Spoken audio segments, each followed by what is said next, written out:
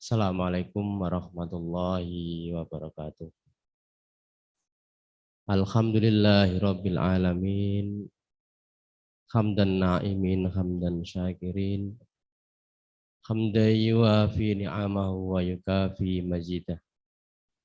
Asyhadu an la ilaha illallah wa asyhadu anna Muhammadar Rasulullah.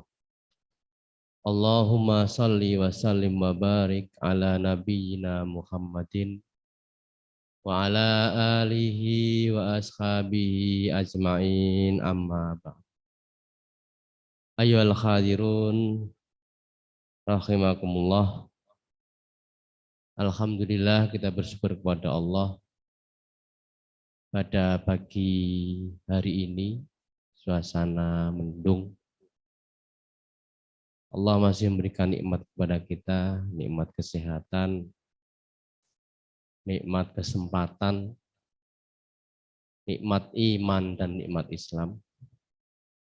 Sebagai wujud rasa syukur kita kepada nikmat-nikmat yang Allah berikan kepada kita gunakan nikmat itu dalam rangka ibadah kepada Allah Subhanahu wa taala. Saudara sekalian, jamaah Jumiyah, ya, kajian Karina, kajian rutin Nasihatul Aisyah PDNA Wonosobo yang dirahmati Allah Subhanahu wa taala. Pada pembahasan pagi hari ini satu pembahasan yang sudah banyak ya dilakukan oleh para guru-guru kita. Kalau lihat YouTube itu saya kira kalau langsung apa hukum arisan itu sudah cukup banyak. Kalau saya langsung membahas itu saya kira 10 menit, barangkali 5 menit selesai. Ya. Apa hukum arisan? Ya. Tapi saya ingin memberikan satu gambaran secara umum dulu kaitannya dengan persoalan muamalah ini. Karena arisan ini kan persoalan muamalah. Kemarin kita sudah membahas tentang buy online. Nah ini jual beli online. Itu juga tentang muamalah. Dan ini satu perkara-perkara yang barangkali baru. Ya, tidak pernah terjadi pada zaman Rasulullah Shallallahu Alaihi Wasallam. Maka saya akan memberikan gambaran secara umum dulu, lalu kemudian kita bicara nanti tentang apa hukumnya. Ya, supaya kita utuh. Ya. Saya mengacu dulu kepada ayat Al-Qur'an. Surat Al-Baqarah ayat 29 itu Allah Subhanahu wa taala berfirman, "Huwallazi khalaqalakum ma fil ardi jami'an." Dialah Allah zat yang telah menjadikan apa yang ada di bumi ini untuk kamu sekalian. Ya.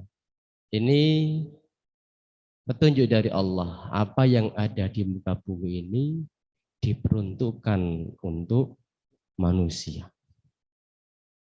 Ya. Apapun. Ya. Ini berlaku umum.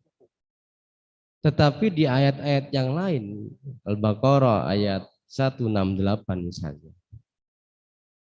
Allah Subhanahu wa taala menyeru khitabnya ini kepada seluruh manusia. Ya ayyuhan nas kulu mimma fil ardi halalan thayyiban. Wala tattabi'u khutuwatis syaitan innahu lakum aduwwum mubin.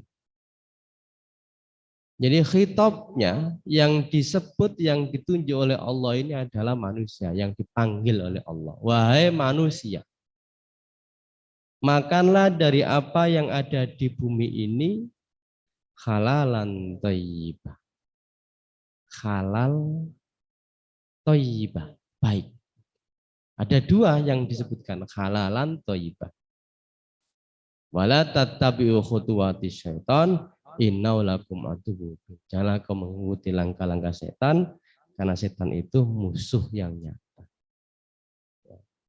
Jadi penyebutan Allah kepada seluruh manusia, Allah mengisyaratkan dua hal agar dalam hal makan itu harus memperhatikan halalan yang pertama, kemudian thayyib. Halal terbaik. Halal dari sisi cara mendapatkannya. Ya.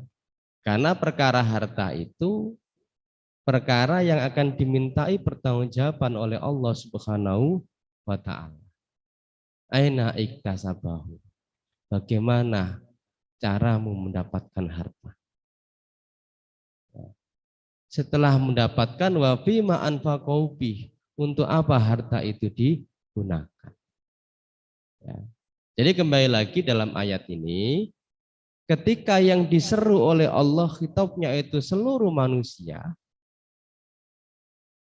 perintah Allah kulu mimma fil ardi halalan thayyibah. Makanlah dari apa-apa yang ada di muka bumi ini halalan thayyibah.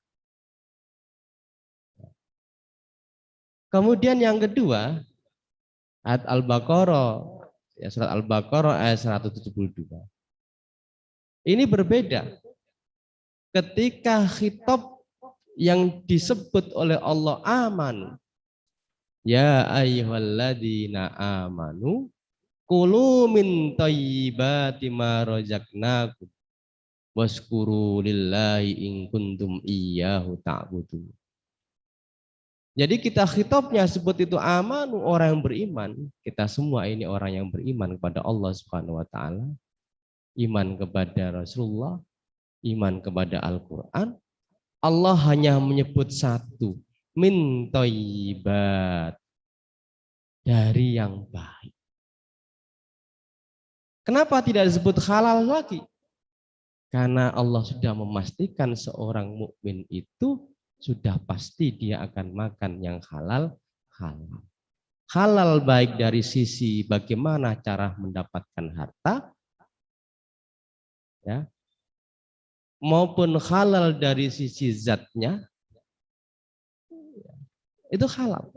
Ya, itu diperhatikan. Ya, bagaimana cara mendapatkannya? Sehingga Allah sudah mensyaratkan orang yang beriman itu sudah pasti dia makan makanan yang dihalalkan, halal dari sisi zatnya dan halal dari sisi bagaimana cara mendapatkannya.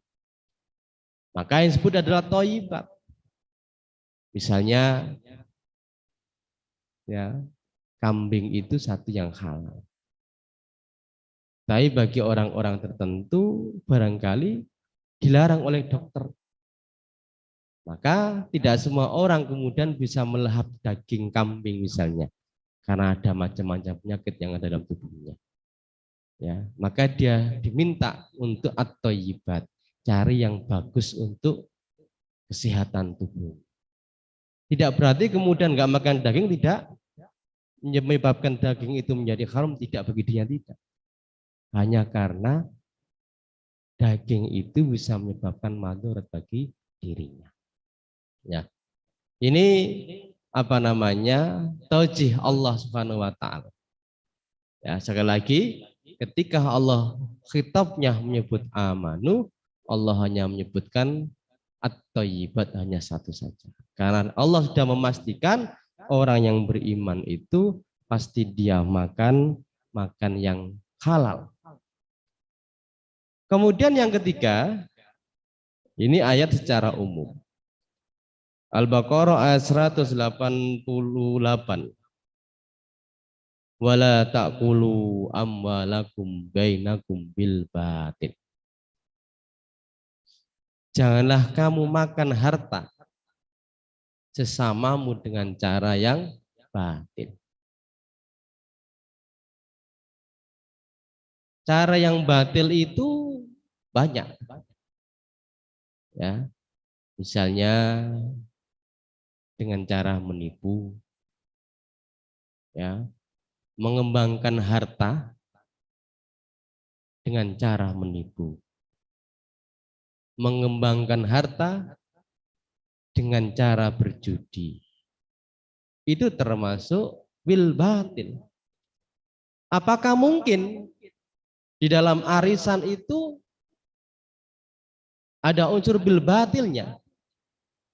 Ya mungkin juga ada. Beberapa kasus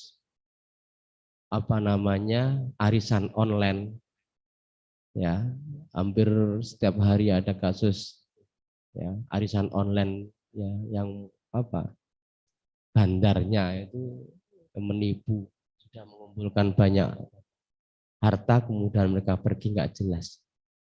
Itu memakan harta dengan cara batil. Ya, maka harus hati-hati. Ada saja potensi di dalam arisan itu masuk dalam kategori ayat ini. Ya. Termasuk dalam aktivitas muamalah lainnya, misalnya apa? Jual beli. Ya, bisa jadi kita makan harta dalam hal mencari keuntungan itu kita menyembunyikan aib barang yang kita jual. Kita sudah mengetahui bahwa barang ini sudah ada cacatnya. Kalau kita kembali kepada pembahasan minggu yang lalu, ya jual beli online, ya sudah mengetahui penjualnya ini bahwa barang yang dijual ini ada cacatnya. Misalnya jual hijab, sedikit saja ada bolongnya itu, cuma masih dijual. Ya, itu juga bisa masuk kategori apa? Ayat ini memakan harta dengan cara yang batil, menyembunyikan cacat. Bisa jadi harganya itu bisa lebih murah karena ada kecacatannya. Ya, ini dalam konteks jual beli. Termasuk misalnya dalam jual beli online, ya antara barang yang dijual, yang ditampilkan di marketplace ya atau di Facebooknya atau media sosialnya itu dengan barang yang ketika sampai itu tidak sesuai, bahkan berbeda 180 derajat. Kemarin sudah saya sampaikan, dalam transaksi online itu sebenarnya akad yang digunakan adalah akad salam. Penjual menunjukkan kriterianya, sifat-sifatnya, kalau baju warnanya, bahannya, ukurannya misalnya. Itu sudah disampaikan semuanya di media sosialnya. Tapi begitu sampai ke konsumen ternyata berbeda 180 derajat. Ini namanya memakan harta dengan cara batil. Apa? Dengan cara menipu. Itu tadlis maksudnya. Ya. Ini dalam konteks jual beli. Ya. Atau dalam konteks ketidakjelasan dari sisi harga misalnya. Kalau cash harganya 100.000, kalau dibayar cicil harganya 200.000. Lalu pembeli tidak memilih harga mana yang diinginkan. Pembeli langsung bilang saya sepakat. Ini juga tidak sah. Ya. Jadi wala taqulu amwalakum bainakum bil batil ini banyak sekali contoh-contoh di masyarakat kita. Maka Allah melarang dengan tegas, janganlah kau makan harta di antara kamu bil batil, dengan cara yang batil. Prinsip utamanya adalah apa? Wala tadlimuna, wala tadlimuna, tidak boleh menganiaya diri sendiri dan tidak boleh menganiaya atau menzalimi orang lain. Ya, ini tauhid dari Al-Quran. Ya, berkaitan dengan aktivitas muamalah dalam hal mengembangkan harta, ini harus kita perhatikan. Termasuk di dalamnya adalah arisan. Lalu kemudian tauhid dari al-hadis. Rasulullah SAW mengatakan begini, diriwayatkan dari Al-Hakim. Ma akhalallahu fi kitabihi fahuwa halalun. Apa-apa yang Allah halalkan di dalam kitabnya, di dalam Al-Quran, maka kalau itu halal ya halal. Wa ma harrama fahuwa haramun, dan apa-apa yang diharamkan di dalam kitabnya, fahuwa haramun, maka itu adalah haram. Wa ma sakata anhu, dan apa yang didiamkan, bahwa afuun, maka itu pemberian. Afuun itu permintaan maaf ya, afuun. Fa'aqbilu minallahi afiyatahu, maka terimalah pemberian Allah itu. Ya. Fa innallaha lam yakun liyansa syai'an, karena Allah tidak melupakan sedikit pun tentang hukum-hukumnya. Lalu kemudian Rasulullah membaca wa ma kana rabbuka nasiya, dan tidaklah Tuhanmu itu nasian lupa. Tidak, memang itu didiamkan, termasuk dalam perkara-perkara ya, arisan itu. Bahkan istilah arisan itu kan istilah Indonesia ya. Kalau orang Arab itu menyebut Jum'iyatul Muwaddofin atau Al-Qardut Ta'awuniyah. Ya, perkumpulan apa, Jum'iyatul Muwaddofin itu perkumpulan karyawan. Ya, itu orang-orang Arab menyebutnya begitu. Atau menyebut dengan Al-Qardut Ta'awuniyah, hutang yang sifatnya ta'awuniyah, saling tolong menolong. Itu sesuatu yang baru sama sekali, termasuk buy online itu tidak ada pada zaman Rasulullah Sallallahu Alaihi Wasallam. Maka para ulama kemudian merumuskan satu hukum dengan melihat apa namanya, apakah di dalam transaksi online itu ada unsur-unsur yang menyebabkan transaksi online itu dilarang di dalam agama. Ini taujih Al-Quran dan Al-Hadis. Gambaran ini ya saya sampaikan ini agar kita punya gambaran utuh bagaimana aturan-aturan di dalam syariah kaitannya dengan muamalah duniawiyah ini. Ya. Apa yang sudah Allah halalkan, halal. Apa yang Allah haramkan, haram. Apa yang didiamkan oleh Allah, maka itu afwun, maka itu pemaafan. Ya, termasuk kategori dimaafkan jika kita melakukan sesuatu. Ya, asalkan perbuatan itu memang secara hukum tidak menimbulkan madarat. Ya. Ini taujih dari Al-Quran dan Al-Hadis. Lalu kemudian kaitannya dengan kaidah. Ya, di dalam muamalah itu ada satu kaidah, kemarin juga sudah saya sampaikan, al-aslu fil uqud wal muamalati al-khillu wal jawaz. Ya, ini berbeda dengan kaidah dalam ibadah. Kalau dalam ibadah itu kebalikannya. Ya, jadi kalau dalam muamalah, asal di dalam akad dan muamalah itu halal dan boleh. Ya, kecuali ada dalil-dalil yang melarang tentang transaksi itu. Selagi tidak ada dalil yang menunjukkan keharamannya, yaitu halal. Itu dibolehkan untuk dilakukan. Ya, termasuk arisan ini nanti. Apakah arisan itu ada dalil yang melarangkan arisan? Ya, arisan ini kan hampir tidak hanya ibu-ibu, bapak RT-nan itu juga ada arisan. Saya itu setiap bulan itu ada RT-nan itu juga ada arisan. Ya, 50.000 bayar, ya ada sekitar 20-an orang. Kalau kemudian masing-masing bayar 50, lalu diundi sampai selesai. Ya. Jadi arisan ini satu hal yang apa? Sesuatu hal yang dibolehkan di dalam agama. Ya, jika tidak ada dalil yang menunjukkan bahwa arisan itu haram, kecuali memang nanti kita akan lihat adakah bentuk-bentuk atau sistem dalam arisan itu yang di dalamnya ada unsur-unsur yang menyebabkan arisan itu dilarang. Nah, nanti ibu-ibu sekalian, anggota NA bisa menyampaikan. Ya, saya tidak mengamati bentuk-bentuk arisan yang lainnya. Nanti saya sampaikan beberapa bentuk yang secara umum dilakukan di masyarakat.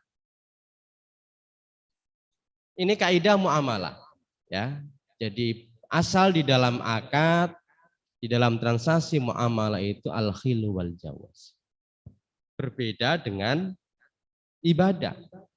Kalau ibadah, asal di dalam ibadah itu diharamkan. Kecuali ada dalil yang memerintah. Jadi hukum dasarnya adalah haram, dilarang. Kita melakukan ibadah tanpa ada ketentuan-ketentuannya. Itu dilarang itu. Ya, kita hanya melaksanakan ibadah berdasarkan dalil yang sahih, berdasarkan dengan apa yang dicontohkan oleh Rasulullah Sallallahu Alaihi Wasallam. Ini dalam hal ibadah. Ya, dalam hal muamalah kembali lagi hukum dasarnya adalah boleh. Ya, dan halal untuk dilakukan kecuali ada dalil-dalil yang melarang. Nah, ada prinsip-prinsip di dalam muamalah. Nah, ini secara umum saya berikan gambaran terlebih dahulu. Di dalam transaksi muamalah atau dalam muamalah duniawi itu ada beberapa prinsip. Ya. Yang pertama adalah pada dasarnya segala bentuk muamalah itu dibolehkan. Ya, pada dasarnya segala bentuk muamalah itu dibolehkan. Kecuali yang dilarang oleh Al-Quran maupun Al-Hadis. Nah, arisan itu apakah termasuk hal yang dilarang dalam agama? Ya, sepanjang yang saya ketahui, saya belum menemukan ada larangan di dalam Al-Quran maupun Hadis tentang arisan itu. Tetapi mungkin saja ada bentuk-bentuk arisan ya yang sistemnya itu menyebabkan arisan itu dilarang. Karena apa? Karena di dalamnya mengandung satu, ada unsur tadlisnya.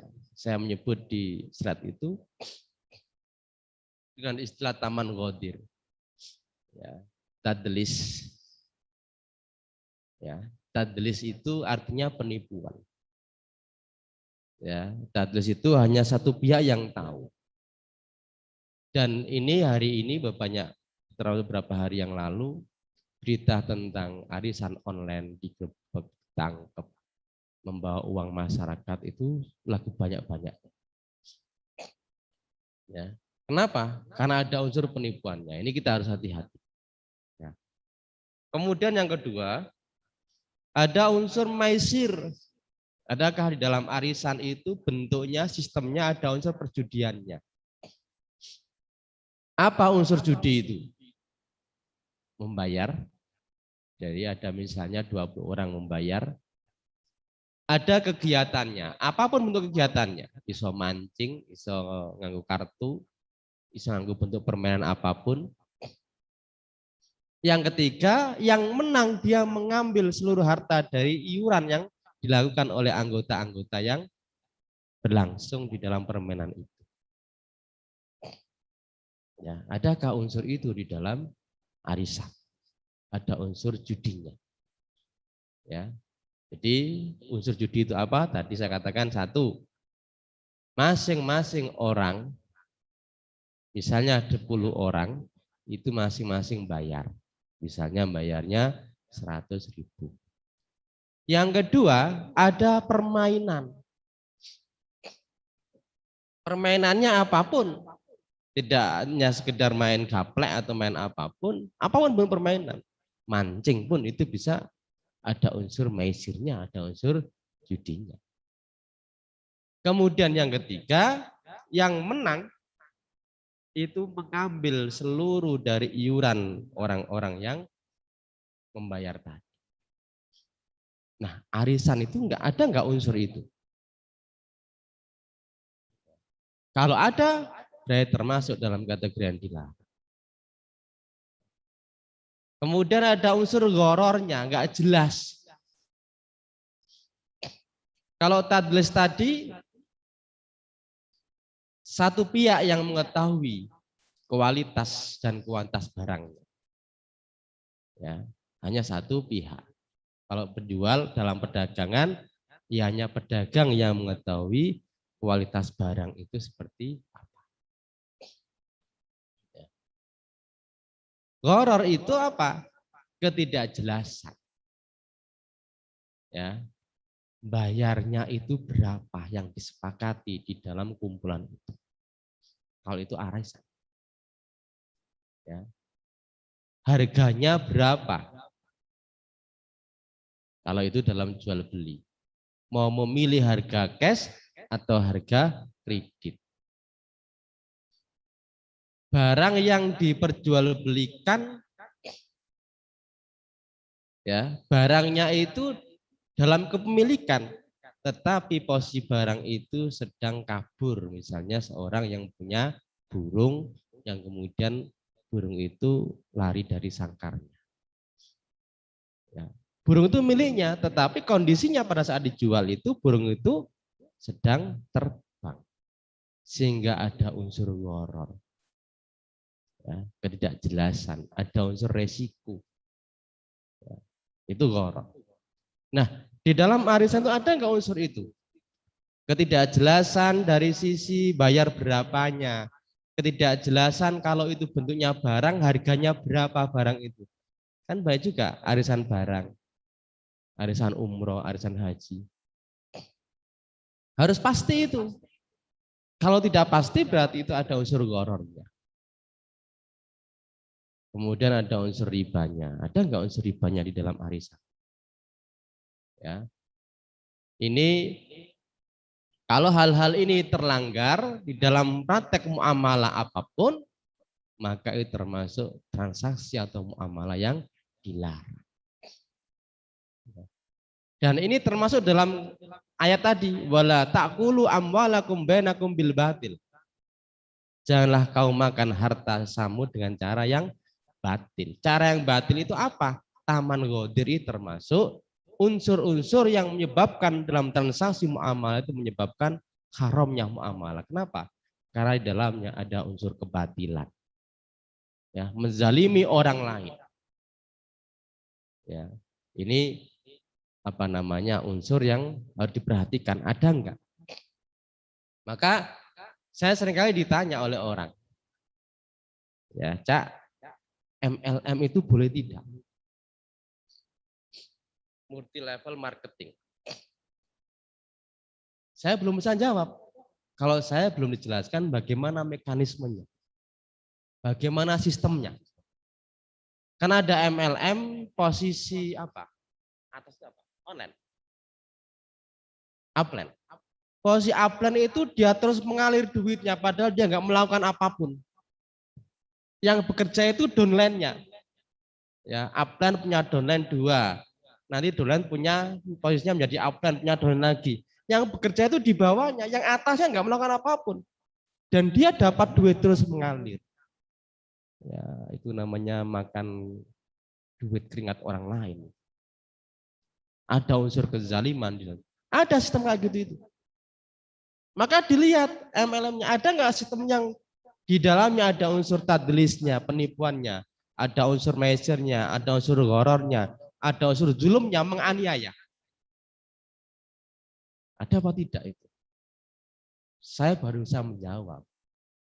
Analisa saya dengan menggunakan unsur ini. Ada nggak unsur-unsurnya? Ya. Tidak harus semuanya unsurnya. Ada satu saja itu menyebabkan muamalah itu batal. Haram hukumnya. Nah ini apa namanya kalau MLM termasuk arisan.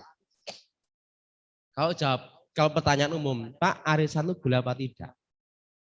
Ya jawabannya secara umum boleh. Ya. Cuma bagaimana sistem arisanmu itu? Ada nggak di dalamnya itu menganiaya orang lain? Di dalamnya ada unsur kezalimannya. Ya, ini apa namanya hal-hal yang menyebabkan hilangnya amalat. Kemudian tidak melanggar nas yang diharamkan. Kalau sudah nas itu haram, 1000 syarat pun tidak bisa mengubah menjadi halal.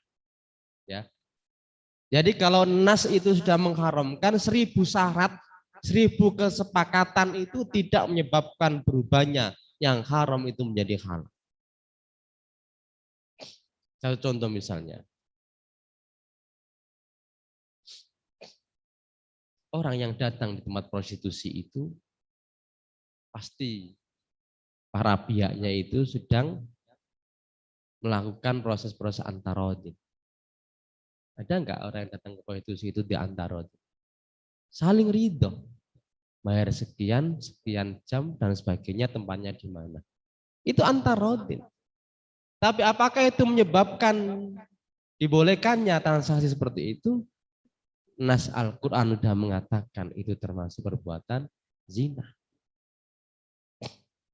Ya, jadi 1000 syarat kalau Allah sudah menegaskan keharamannya, maka 1000 syarat pun tidak bisa mengubah itu menjadi halal.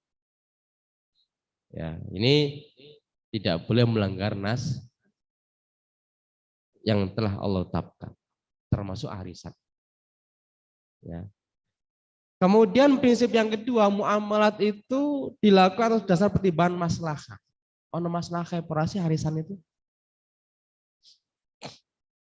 Ya, atas dasar kemaslahatan. Ini puncak dari tujuan. Maqasidus syariah itu adalah maslahah.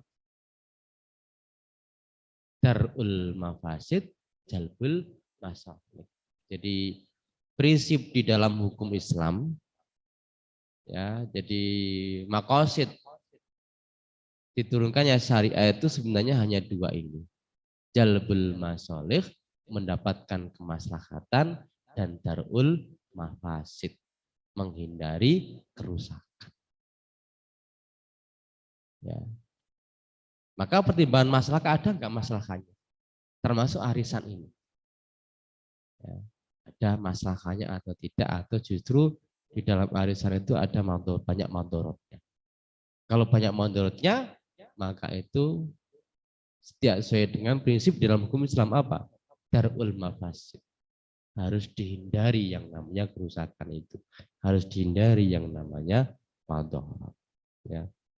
Kemudian yang ketiga, muamalat itu dilaksanakan dalam rangka untuk memelihara keadilan. Ini juga prinsip penting di dalam semua transaksi muamalah. Ada unsur keadilannya. Ya, di dalam beberapa kajian yang saya sampaikan di Al-Arqam, itu beberapa kali saya sampaikan.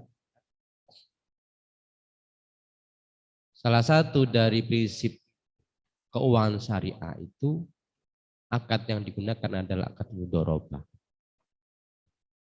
Akad musyarakah, kerjasama. Karena di dalam akad ini, di dalamnya ada unsur keadilannya. Untung dibagi bersama, rugi dibagi bersama. Karena ini kerjasama, maka pihak pemilik dana itu harus juga menanggung resiko. Apa resikonya? Resikonya mungkin dia tidak mendapatkan bagi hasil. Bahkan pokoknya pun hilang. Karena memang usahanya secara sunatullah mengalami kerugian, bahkan kebangkrutan, bahkan kebakaran. Ada unsur keadilannya. Maka dalam transaksi apapun yang hanya mencari keuntungan tanpa menanggung resiko, nah itu pasti di dalamnya ada unsur kezaliman. Arisan itu ada nggak unsur-unsur ini? Kemudian yang keempat, bahwa di dalam muamalah itu ya sifatnya tadarruj, gradual. Ya, hukum, apalagi hukum ini kan terus berkembang. Ya, sehingga tidak bisa kemudian langsung ditetapkan, apalagi hal-hal yang belum ada di dalam nas Al-Quran maupun Al-Hadis, maka itu mesti terus berkembang. Haramnya khomer, haramnya riba itu juga tidak sekaligus haram, tetapi ada tahapan-tahapan. Nah, ini prinsip-prinsip di dalam hukum muamalah. Nah, kita masuk sekarang di arisannya. Ya. Supaya kita punya gambaran hal-hal yang boleh di dalam muamalah itu apa saja. Hal-hal yang dilarang dalam muamalah itu apa saja. Lalu kemudian kita masuk di poinnya. arisan. Ya. Saya ngutip di satu definisi di Kamus Umum Bahasa Indonesia itu, arisan adalah pengumpulan uang atau barang yang bernilai sama. Oke. Ya, pengumpulan uang atau barang yang nilainya sama. Kalau uang misalnya ya 100 ribuan misalnya, barang ada kumpulan 10 orang 100 ribu, berarti kumpulannya ada 1 juta. Kalau barang nilainya juga harus sama. Ya. Lalu untuk mendapatkan uang yang terkumpul itu atau barang dilakukan dengan cara undian. Di sini muncul persoalan. Hukum undian itu boleh apa tidak? Hukum undian itu boleh apa tidak? Memang ini juga persoalan yang diperselisihkan oleh ulama undian.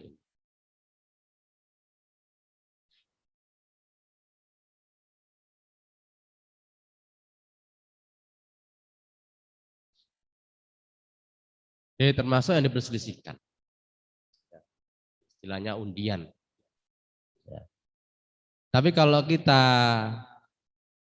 membaca sejarah, itu banyak sekali tentang termasuk zaman para nabi itu mengundi. Ya. Nabi Zakaria, dia berhak mengasuh Maryam, itu juga melalui undian. Ya. Nabi Zakaria berhak mengasuh Maryam, ibu dari Nabiullah Isa alaihissalam, itu dengan cara undian. Nabi Yunus, ya kalau kita baca Nabi Yunus, ketika berada di kapal, kondisi yang sangat menegangkan, harus ada salah satu di antara penumpang itu yang harus dijeburkan. Itu juga melalui undian. Nabi kita Muhammad Rasulullah SAW ketika mau melakukan perjalanan itu juga biasa mengundi antara istri. Ya, jadi secara hukum undian itu pernah dilakukan oleh para nabi. Nah, undian yang seperti apa yang menyebabkan hukumnya itu dipulihkan? Tentunya tidak merugikan. Ya. Para pihak yang diundi itu tidak mengeluarkan sedikit pun uang. Misalnya ya, ada hadiah 1. Ya, dulu kan ada TTS ya, kartu silang. Ya, karena saya pernah ngirim juga. Ya, hadiahnya itu apa gitu kan? 1. Yang ngirim itu saya kira gak hanya 1. Banyak yang ngirim. Untuk mendapatkan itu diundi. Ya. Ini termasuk yang dibolehkan. Kenapa? Karena tidak ada sesuatu yang dikeluarkan. Saya nggak ngeluarkan apapun. Ya. Ini kaitan undian. Kecuali saya harus membayar. Nah itu berbeda lagi. Oke, kembali lagi ke definisi bahwa yang namanya arisan adalah pengumpulan uang atau barang yang bernilai sama oleh beberapa orang lalu diundi di antara mereka. Ya. Undiannya dilakukan secara berkala, ada yang bulanan, misalnya RT-nan itu biasanya bulanan. Ya. Kadang bisa jadi tahunan, misalnya setiap tahun sekali atau mingguan, itu tergantung kesepakatan. Ya. Jadi undian tersebut dilaksanakan secara berkala sampai semua anggota memperolehnya. Definisi ini itu sebenarnya mengacu kepada praktek arisan yang biasanya, yang biasa. Ya. Jadi ada 10 orang, kemudian ada yang mengolah lah, yang mengumpulkan itu, karena harus ada yang mengumpulkan. Masing-masing membayar 100.000. Maka uang terkumpul menjadi 1 juta. Maka setiap bulan, ya, setiap akhir bulan atau awal bulan itu kemudian diundi.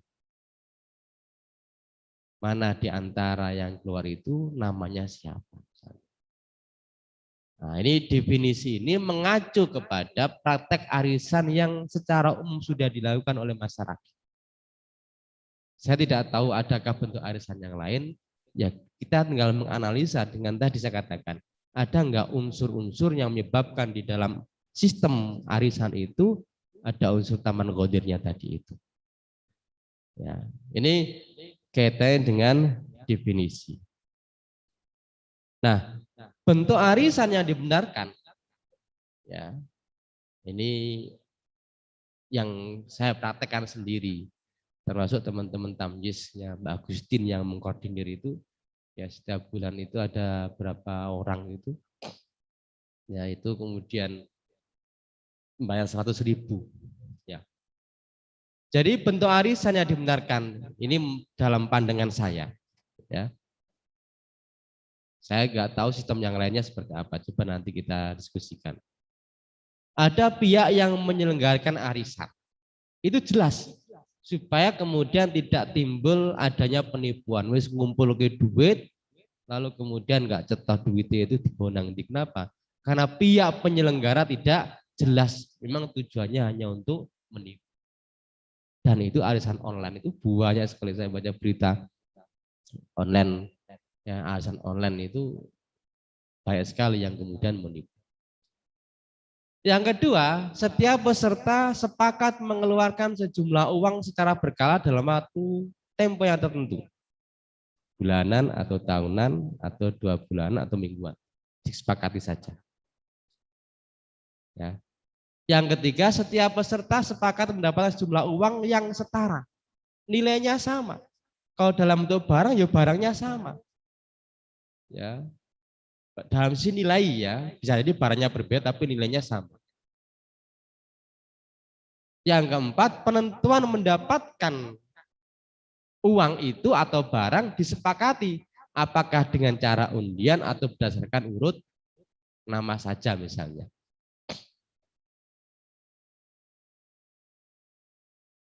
Keempat hal ini sebenarnya saya merujuk dari pengertian tadi itu. Ya, jadi rumusan yang saya buat ini itu saya merujuk dari pengertian yang disampaikan di dalam kamus bahasa Indonesia tadi itu. Lalu saya membuat rumusan seperti ini. Yang kelima itu bahwa di dalam pelaksanaan arisan tidak melakukan hal-hal yang dilarang dalam agama. Misalnya apa? Ono ghibah, ya kan? Malah ngerasani uang. Jadi ghibah berjamaah. Jadi jamaah ghaibiyah, malah jadi jamaah ghaibiyah malah arisan. Ya. Tidak kemudian menunjukkan di dalamnya apa? Pamer. Ya, Nabi teko luar negeri terus kemudian gawa tas branded apa supaya dilihat, wah ditanya-tanya ada unsur ya anas. Nah itu ya jadi persoalan itu dalam kegiatan. Artinya apa? Bahwa kegiatan itu membawa madorot, tidak masalah. Ya, jor-joran nganggo pakaian ya, ini juga hal-hal yang bisa menimbulkan madorot di dalam aktivitas muamalah yang bernama arisan. Jadi dalam pelaksanaan arisan tidak melakukan hal-hal yang dilarang dalam agama. Ya boleh saja orang itu apa namanya nggawa tas api, larang, baju bagus tidak. Tapi kalau semangatnya adalah berkumpul untuk saling membandingkan, ya iki seluruh yang saya pakai itu nilainya itu sampai 500 juta. Kerudungnya 100 juta, bajunya. Wah, ini jor-joran dalam hal kekayaan itu justru membawa mador. Enggak ada masalahnya, maka bentuk arisan kegiatan seperti itu lebih baik diadakan. Kalau tujuannya itu dalam rangka silaturahim, ya sebulan sekali kumpul. Lalu kemudian di dalamnya ada tausiah, ya. Hal-hal yang bersifat manfaat dan bisa menumbuhkan, mengembangkan ke diri kita menjadi lebih baik, maka kegiatan itu jelas maslahat. Di dalamnya ada ta'awuniyah, saling tolong menolong. Ya. Ini berarti ada kemaslahatan. Tapi kalau unsur-unsur itu hilang, yang muncul, yang paling dominan, ada silaturahimnya, ada ta'awun. Tapi yang paling dominan itu unsur pamer kekayaan. Itu jelas mas, madorot. Ya sing kumpul ya engko ngono to, enggak mungkin ya koncoe sing ra duwe iku ya arep teko iku ya wedi dhewe. Tak DC. Itu tidak silaturahim. Silaturahim itu semua saudara kita, tetangga kita atau siapapun yang berkaitan itu kita bisa ajak semua. Cuma karena sudah ada hal seperti itu, maka orang yang merasa tidak punya itu menjadi dia tidak mau datang. Nek teko pun malah minder. Karena lainnya semuanya menggunakan pakaian branding. Nah, saudara sekalian yang dirahmati Allah Subhanahu wa taala, dari gambaran arisan ini lalu muncul ya. Ini kan sebenarnya ada pihak yang menyelenggarakan uang, kemudian masing-masing pihak mengeluarkan jumlah uang yang sama, 100.000 semuanya.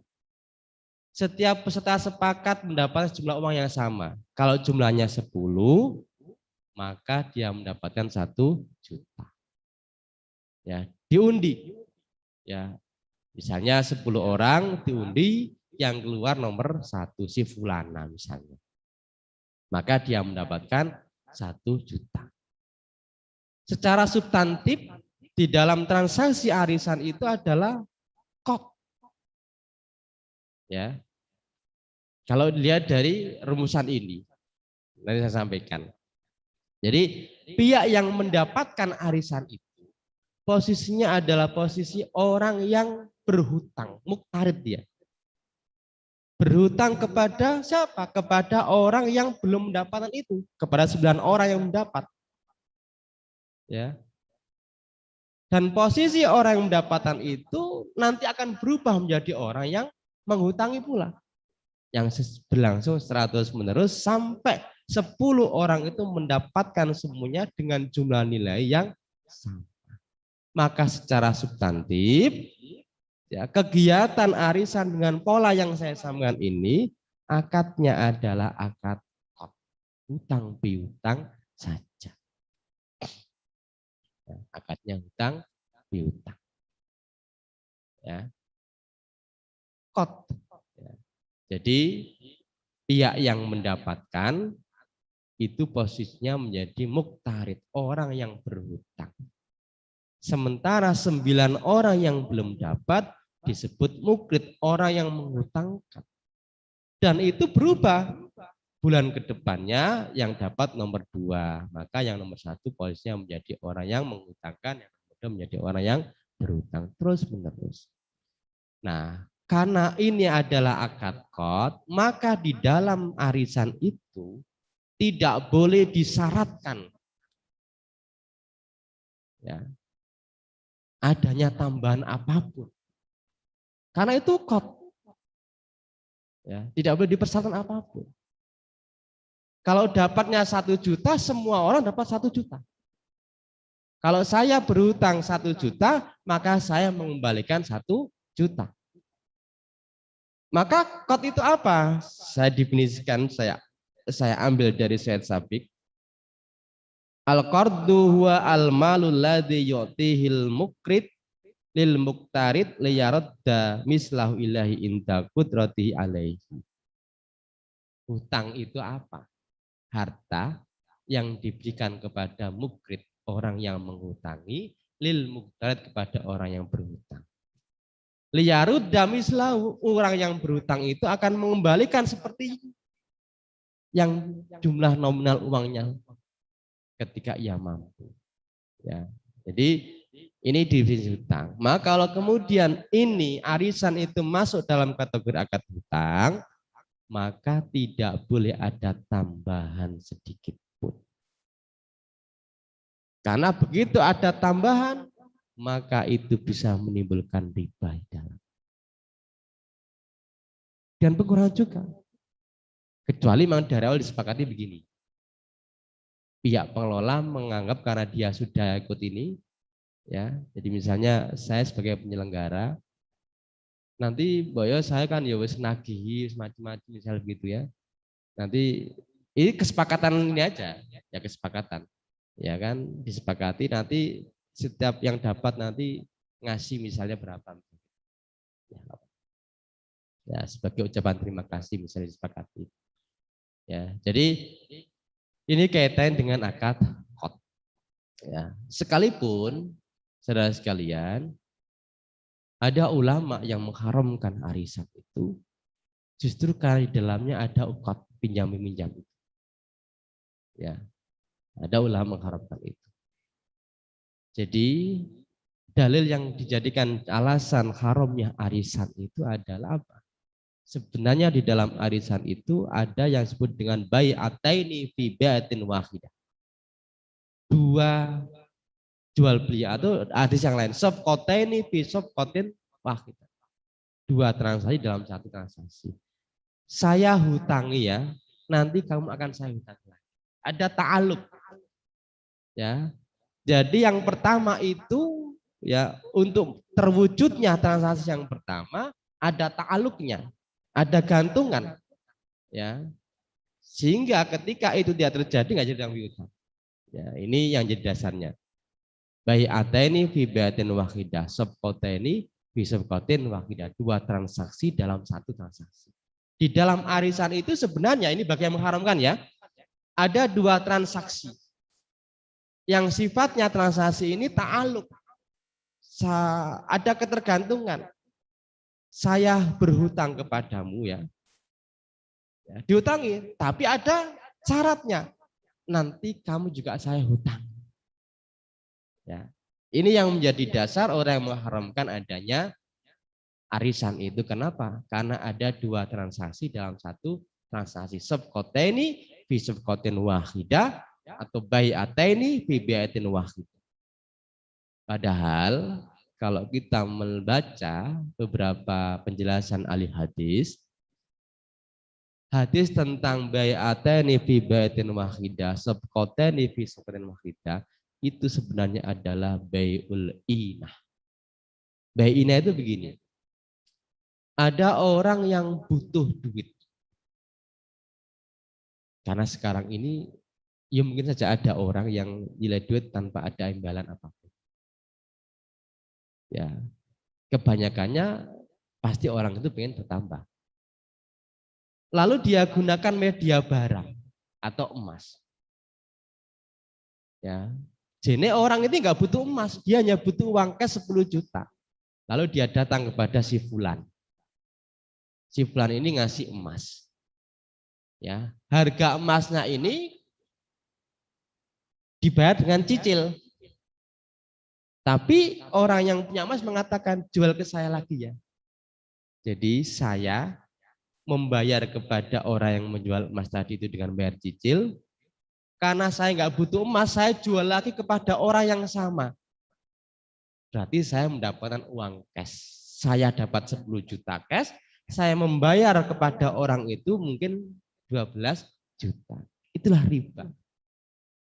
Itu yang disebut oleh ahli hadis ketika menjelaskan hadis sabqataini fi sabqatin wahidah, bai'ataini fi bai'atin wahidah, itu adalah bai'ul inah.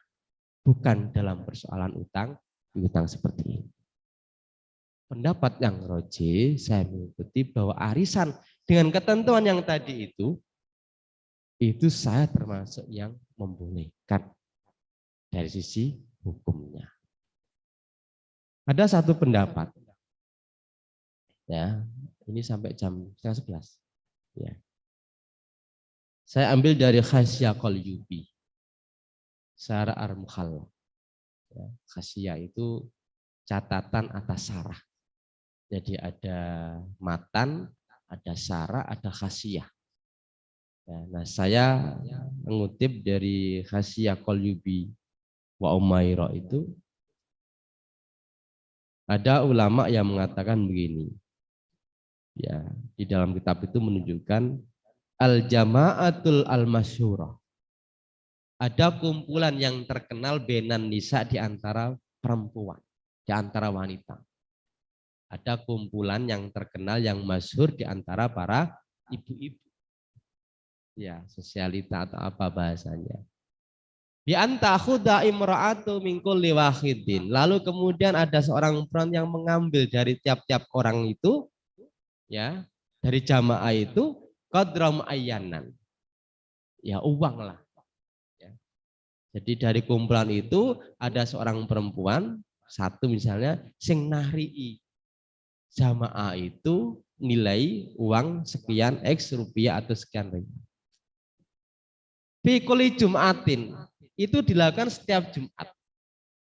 Wa tadfa'uhu li wahidatin ba'da wahidah. Lalu kemudian diserahkan kepada satu orang ila akhirihina sampai kemudian terakhir. Ya. Jaizatun. Maka hal ini dibolehkan kama qala al-waliyu al-Iraqi. Ini seorang ulama yang bernama Al-Wali Al-Iraqi. Itu membolehkan transaksi yang sebenarnya pendapat ini menurut saya agak mirip dengan arisan itu.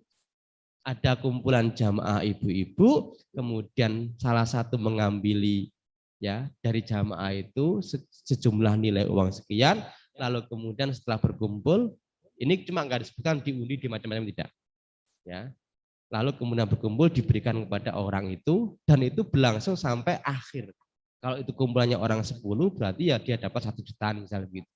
Sampai terakhir maka kata al-waliyu al-Iraqi jaizatun.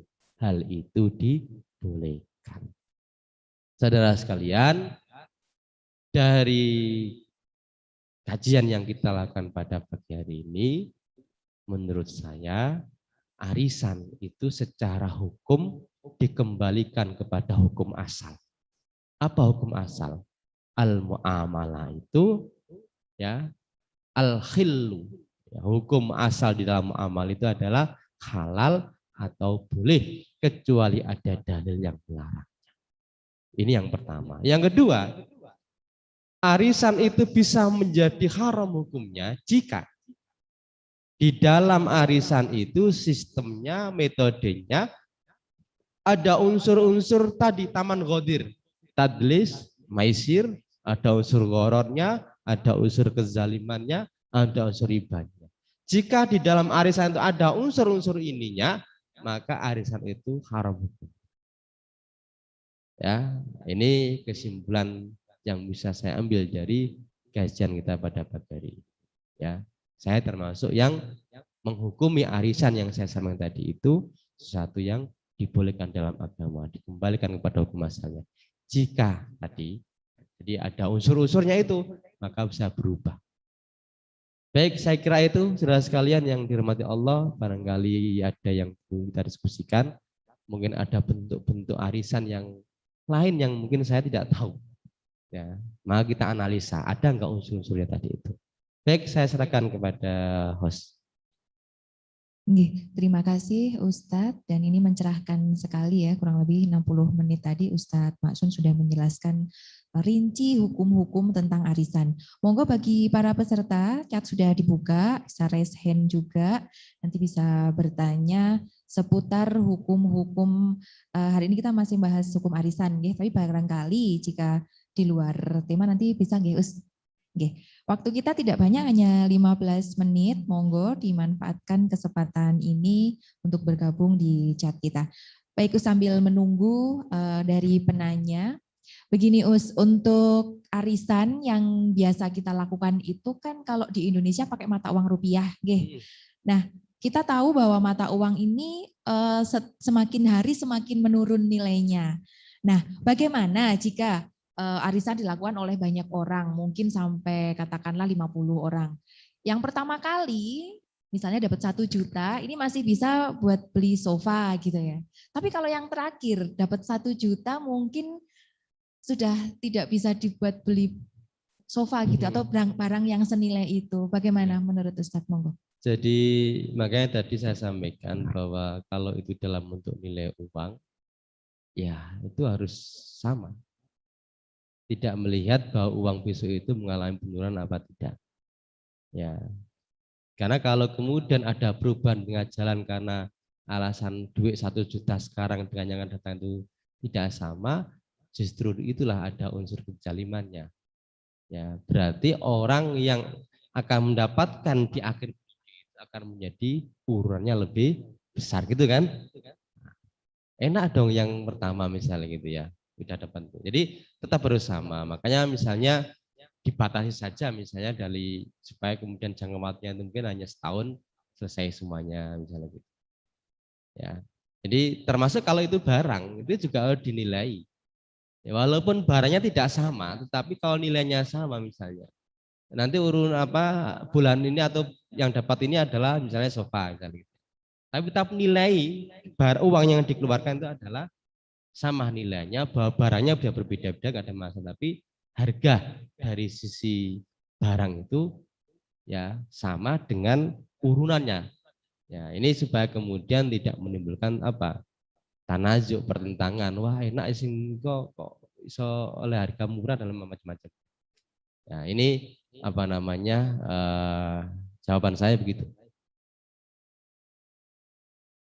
Terima kasih, Us. Nah, ini sudah masuk penanya pertama dari Ibu Nur Hidayati. Assalamualaikum Ustadz. Maaf mau tanya, di kumpulan Ibu RT kami ada simpan pinjam yang menggunakan uang kas RT yang ada. Nah, sudah jadi kesepakatan bersama ketika ada yang meminjam, maka ketika mengembalikan hanya mengisi kas seikhlasnya. Nah, apakah yang seperti itu diperbolehkan, Ustadz? Monggo. Ya. Jadi tadi saya sampaikan namanya pinjam meminjam itu di dalam ketentuan fikih itu ada namanya ariyah. Ariyah itu pinjam barang, yang balik barang. Ada namanya qot. Ya, qot itu tadi saya katakan memberikan seorang yang memberikan kepada orang yang berhutang, lalu kemudian orang yang berhutang ini akan mengembalikan dengan jumlah nilai yang sama. Itu hukum dasarnya hutang itu seperti itu. Nah, hutang itu bisa menjadi riba. Di dalamnya ada riba satu, jika dipersyaratkan adanya tambahan. Misalnya, saya ngutangi kepada si Fulan. Hutangnya 1 juta. Saya menyampaikan, nanti kalau mengembalikan tambahi ya jadi 1.200.000. Itu riba. Yang kedua, orang yang saya hutangi menyampaikan sendiri, Pak, nanti kalau saya kembalikan pinjamannya, nanti saya tambahi 200. Bukan saya yang menyampaikan, itu juga riba. Yang ketiga, tidak menyebutkan nominalnya berapa para pihaknya itu. Hanya saya yang meminjami mengatakan, podo karo biasane wae lah. Podo karo biasane wong ngutangi mesti ana tambahane. Nah, tambahan iki piro ya malah ora cetha kan? Engko dikek sedi kok malah ngujarin ke saidian. Ya gitu. Itu juga termasuk riba. Jadi tidak boleh ada yang dipersyaratkan apapun. Ya. Boleh enggak orang yang berhutang itu memberikan tambahan lebih? Boleh. Asal tidak diperjanjikan dari awal. Ya misalnya tadi, saya ngutangi kepada si Fulan 1 juta. 1 bulan kemudian dikembalikan, ada tambahannya. Ya, tambahannya itu bisa roti, kan nggak harus uang kan tambahan itu. Tapi itu nggak diperjanjikan dari awal. Kok nih baleno tambahi roti lah, nggak ada perjanjian itu. Maka kata Rasulullah, khairukum aksanukum qada'ah. Sebaik-baik kamu itu yang paling baik ketika ia mengembalikan hutang. Itu dianggap Rasulullah sebaik-baik orang yang berhutang itu ketika dia mengembalikan ya lebih. Dengan syarat itu tidak diperjanjikan dari awal. Ya, itu bahasanya tanda terima kasih. Nah, bagaimana dengan kaos RT? Ibu-ibu apa? Kas RT-nan gitu ya. Ini nanti beda lagi kalau kita membaca putusan tarjih. Itu berbeda lagi. Ya, ini perspektif saya sepanjang yang saya pelajari dalam kajian-kajian fikih itu. Ya kalau misalnya apapun yang diperjanjikan dari awal untuk apapun bentuknya itu tetap kategori riba.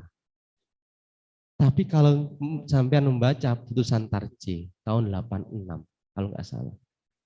Ya, saya pernah membuat surat tanggapan. Karena itu pernah dimuat di Suara Muhammadiyah 2015-an. Saya pernah membuat tanggapan itu. Ya, di soal tanya jawab. Di putusan tarjih itu putusan tarjih di Malang.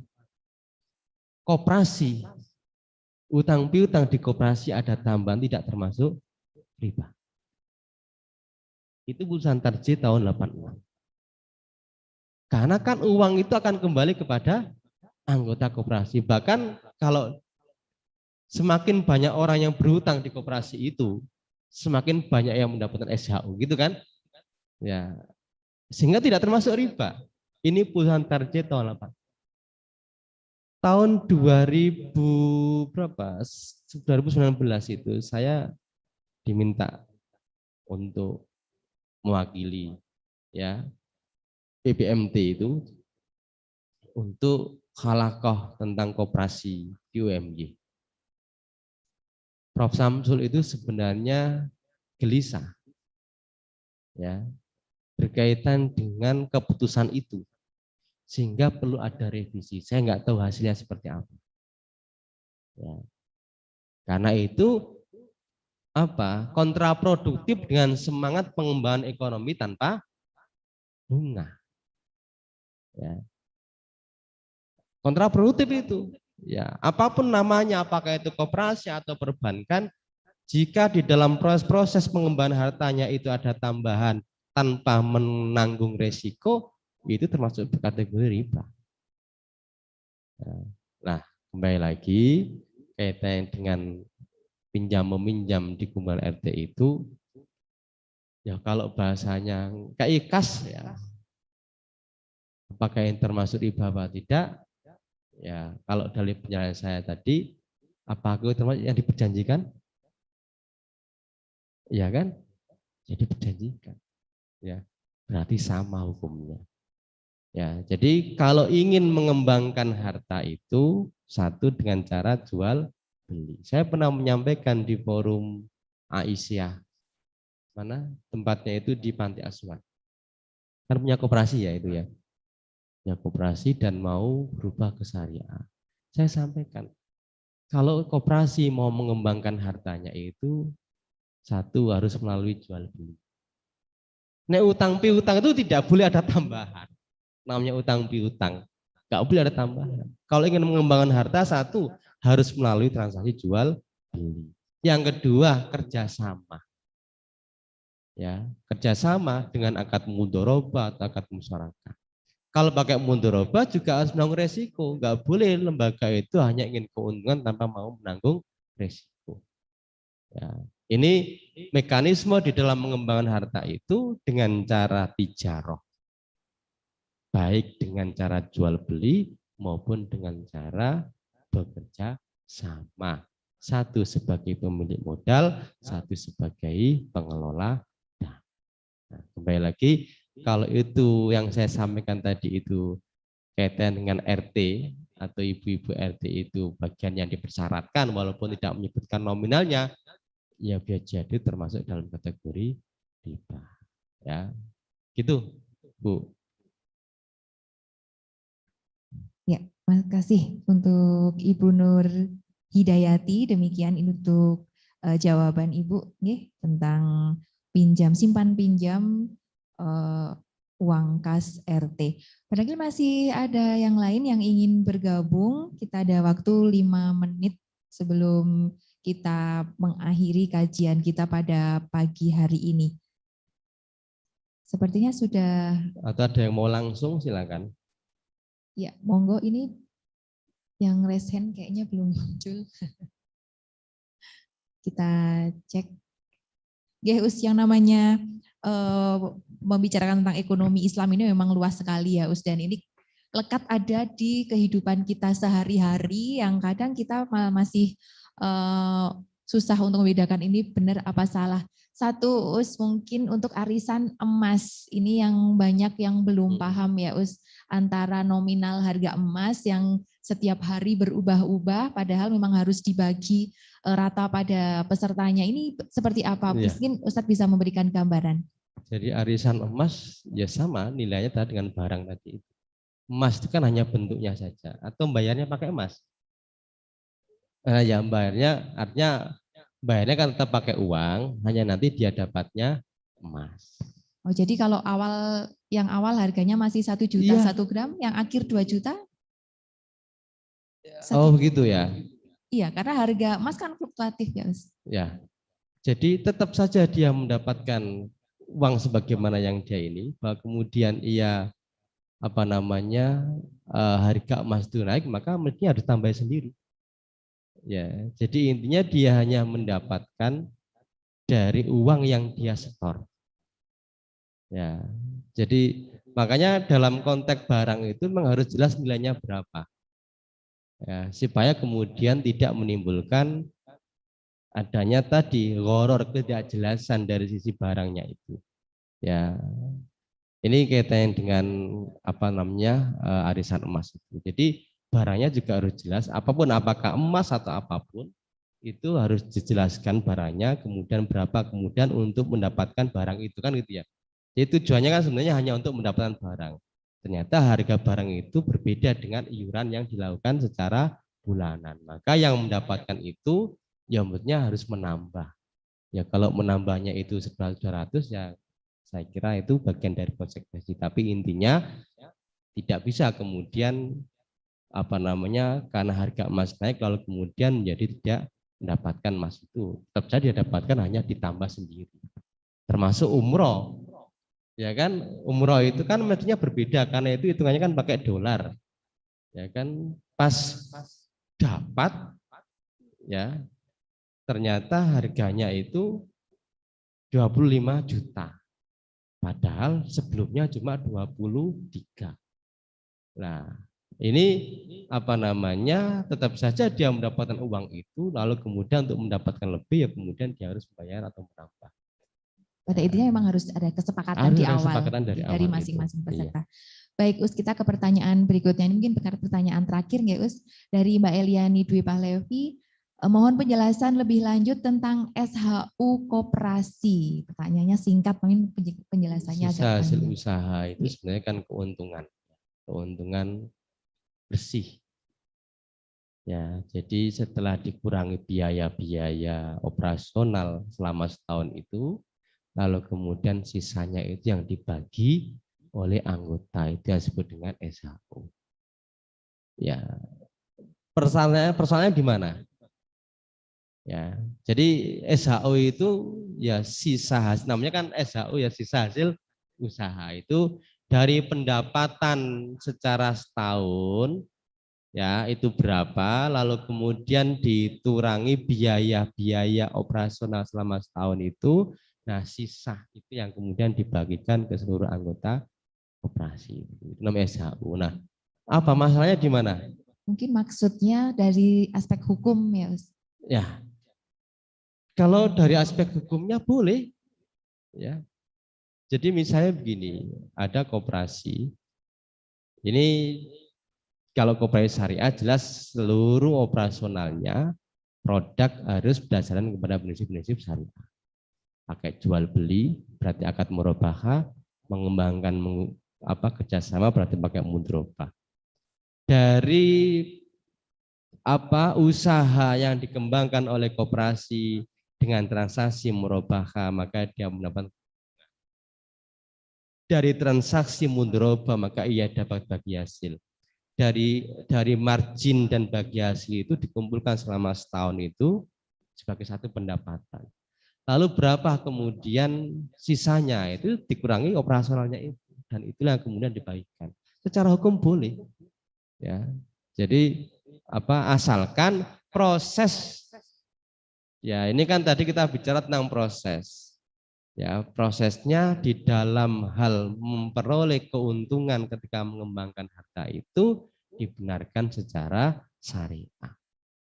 Ya, kalau dalam mengembangkan keuntungan, mengembangkan harta itu melanggar prinsip-prinsip syariah, ya itu dilarang. Ya, makanya gerakan untuk memasyarakatkan ekonomi syariah, termasuk lembaga keuangan syariah itu harus menjadi gerakan kita bersama. Kenapa? Karena ini bagian dari perkara yang akan dimintai pertanggungjawaban oleh Allah tentang harta. Wa an malihi aina iktasabahu. Tentang harta itu dipertanyakan besok pada hari akhir. Bagaimana caramu mendapatkan harta? Kok oleh SHU itu piye caranya mengembangkan hartanya? Oleh keuntungan itu piye caranya? Dengan cara yang dibenarkan oleh syariah atau melanggar syariah. Nah, prosesnya itu yang kemudian dilihat, hasilnya itu persoalan hasil, tapi yang paling penting ini kan prosesnya ini benar apa tidak. Nah, ini yang harus kita lihat. Jadi terkadang kita ini senang bicara hasil, tapi prosesnya tidak pernah kita jalani dengan baik. Nah, persoalan hasil itu bergantung bagaimana prosesnya, sesuai syariah atau tidak. Kira-kira gitu, oke? Mudah-mudahan apa yang kita pelajari pada pagi hari ini ada manfaatnya dan terus kita belajar karena persoalan-persoalan hukum itu terus berkembang, ya persoalan kebutuhan itu terus berkembang sehingga hukum pun terus berkembang. Dan ketika kita belajar, insya Allah ketidaktahuan itu kita menjadi hilang, kita menjadi tahu, oh ini ternyata dilarang karena ada unsur ini, ada unsur ini. Mudah-mudahan ada manfaatnya. Nasrul minallah, wafatun qorib, wassalamualaikum warahmatullahi wabarakatuh.